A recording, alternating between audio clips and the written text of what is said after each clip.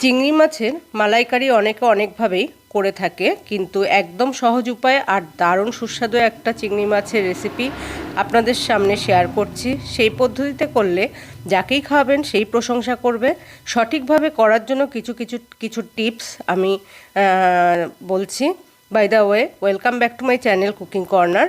আশা করি আপনারা সবাই ভালো আছেন। চিংড়ি মাছগুলোকে ভালো করে আগে ধুয়ে নিতে হবে। তারপরে চিংড়ি মাছের মাথার দিকে একটা কালো জিনিস থাকে, সেটা টুথপিক দিয়ে বার করে নিতে হবে।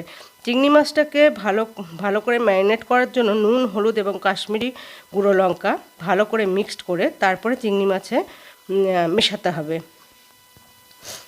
আমি ভালো করে এটাকে মিক্সড করে নিচ্ছি এবং মিক্সড করে নেওয়ার পরে আমি চিংড়ি মাছে এটা ম্যারিনেট করব।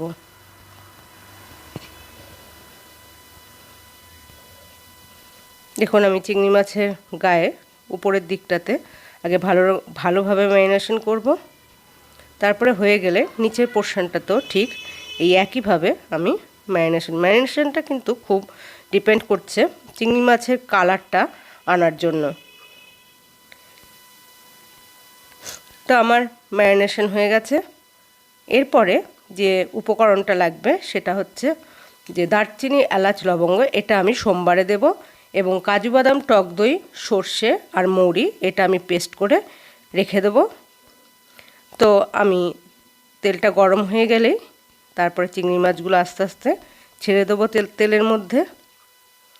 খুব বেশি ভাজার প্রয়োজন নেই।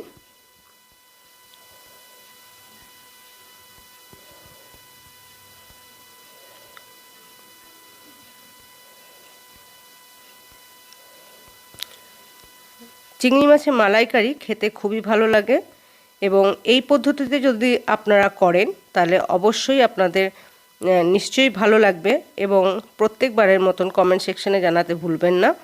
তো মাছগুলো ভাজা হয়ে গেলে আমি একটা অন্য পাত্রে ট্রান্সফার করে নেব।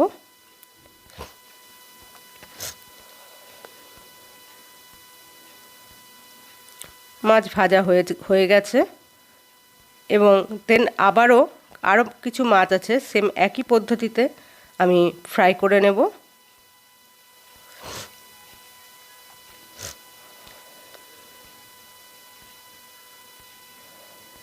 মাছের সাইজটা একটু বড় হলে দেখতে খুবই ভালো লাগে এবং খেতেও সুস্বাদু লাগে।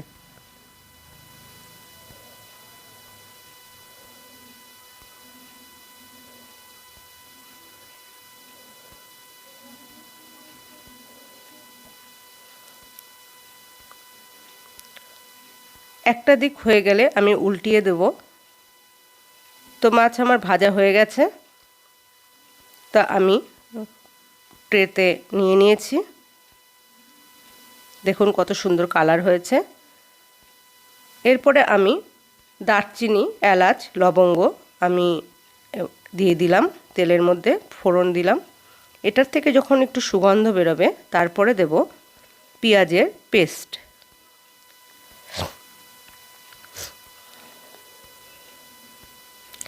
পেঁয়াজের পেস্টটা দেওয়ার পরে বেশ ভালো করে পেঁয়াজটাকে ভেজে নিতে হবে।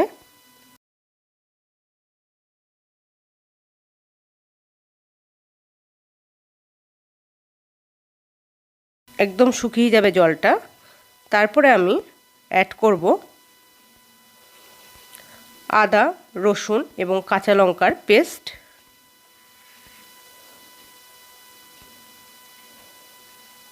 এটা দেওয়ার পরে ভালো করে মিশিয়ে নিতে হবে। এর মধ্যে দিতে হবে হলুদ,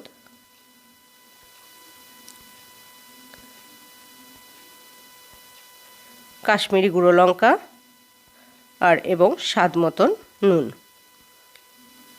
দেওয়ার পরে ভালো করে মিশিয়ে নিতে হবে। খুব ভালো করে মেশাতে হবে, কেননা আমি এখানে আদা রসুনের পেস্টটা দিয়েছি, যে কাঁচা গন্ধ যাতে না থাকে তার জন্য ভালো করে মিশিয়ে নিতে হবে।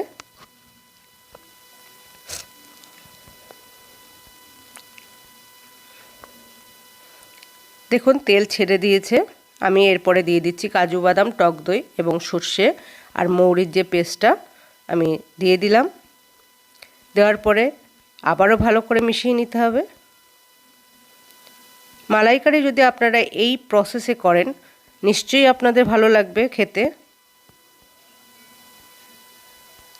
এরপরে দেব আমি নারকেলের দুধ।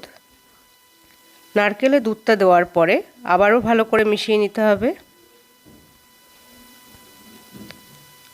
আমি এখানে দোকানে যে নারকেলের যে দুধটা পাওয়া যায় আমি সেটা ব্যবহার করেছি, নারকেলের পাউডার সেটা ব্যবহার করেছি। আপনারা চাইলে নারকেল কিনে নিয়ে এসেও ওটাকেও মিক্সড করে দুধ বার করে করতে পারেন। তারপরে দিলাম আমি অল্প একটু রেগুলার দুধ দিয়ে ভালো করে মিশিয়ে নিতে হবে যতক্ষণ না পর্যন্ত ঝোলের পরিমাণটা কমছে। যখন ফুটে উঠবে তারপরে আমরা দিয়ে দেবো মাছগুলো, দিয়ে দেবো আস্তে আস্তে।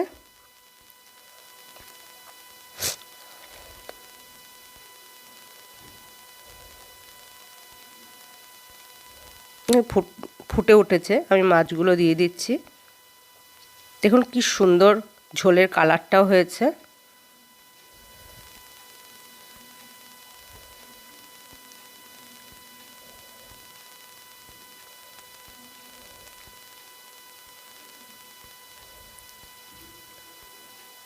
এবং ট্রেতে থাকা যে মশলাগুলো, আমি তেল সহ যে মশলাগুলো আমি ওটাতে দিয়ে দিচ্ছি।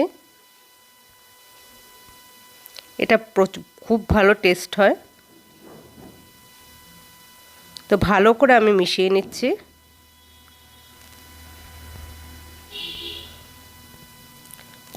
যদি রেসিপিটা ভালো লাগে অবশ্যই কমেন্ট সেকশানে জানাবেন। একটুখানি ঢেকে রেখে দিলাম। ঢাকনা খুলে দেওয়ার পরে দেখুন অসাধারণ একটা চমৎকার কালার হয়েছে। যদি রেসিপিটা ভালো লাগে অবশ্যই আমাকে লাইক, কমেন্ট, শেয়ার, সাবস্ক্রাইব অবশ্যই করবেন। ধন্যবাদ।